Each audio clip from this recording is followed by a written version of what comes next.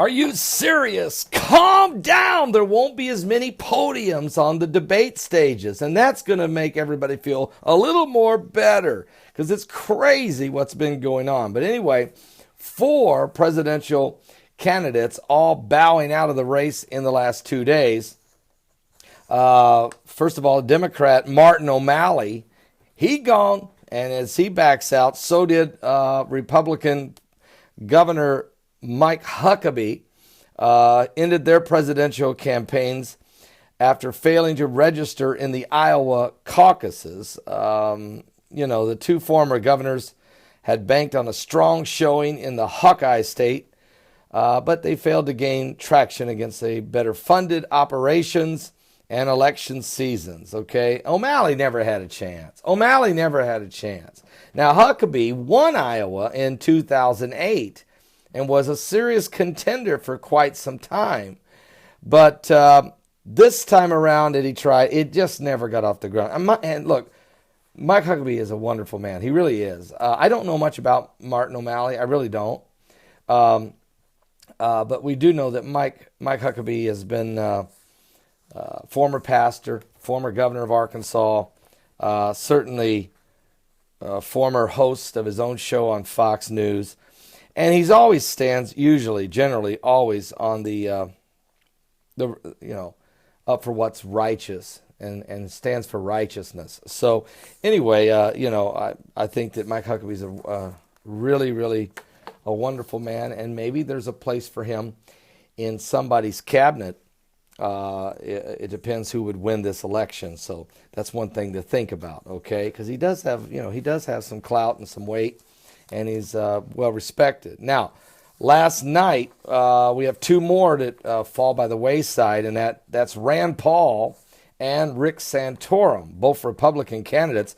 Rand Paul, the libertarian-minded Republican from the state of Kentucky, a senator who was once viewed as a formidable presidential contender, has suspended his White House bid. Paul discussed the matter with staff yesterday morning, and then he came out and made his decision yesterday evening. Good guy, surgeon, really is a really solid individual, and and he's still going to play a part, I think, in the Senate. I don't think Rand Paul goes away, and he's kind of that libertarian wing of the Republican Party, but he remains very viable in the future. You may see him pop up and try it again. Who knows? But also, Rick Santorum dropped out last night, and he's went ahead and made an endorsement. He's endorsed Senator Marco Rubio of Florida. Now, former Pennsylvania Senator Rick Santorum ended his presidential bid last night, throwing his support behind Marco Rubio, and Santorum made the announcement last night on Fox News on the record. Now, one thing about Santorum, last presidential cycle in 2012, he made a strong run. He won Iowa in 2012. Never even got off the ground this time around. But in 2012, he really was a surprise and really hung in there all the way just about and picked up, I think he won 11 states before it was all said and done in 2012. Mitt Romney ended up getting the nomination. But this time around, Rick Santorum, real solid guy, really is a solid guy. He loves his family, stands strong against abortion. Really, really a strong, solid man is out of the race. Okay, so there are some, now the field is thinning down. It's going to get very interesting. Very interesting. We're going to continue to monitor it. Of course, I'm not political. I am biblical. But what happens in this election is going to affect Bible prophecy. No question about it. The leader of the free world, and even the parting of Barack Obama. Obama's not gone. When he departs the White House, he doesn't go off the world stage. Believe me. If anything, he may even elevate if he gets Secretary General of the United Nations. So this is a whole new world we're living in, folks. We'll continue to keep an eye on all of this. But the next president of the United States, It's going to play a major role, especially the relationship with Israel. It needs to be repaired.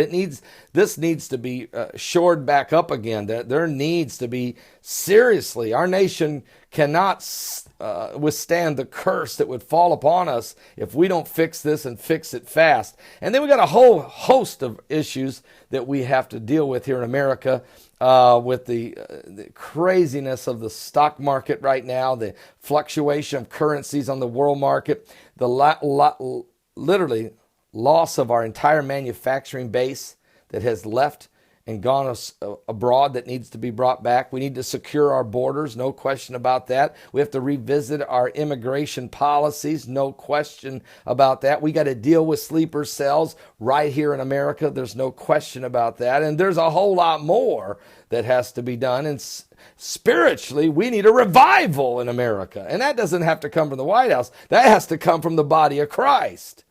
But we must pray for that righteousness be the call of the day, the clarion call, if we're going to see our nation revived and the world evangelized. Okay, I still look at it from a global evangelistic standpoint. If you're operating in a nation that is squeezing the gospel, your ability to reach the world becomes more difficult every day. Freedom needs to ring.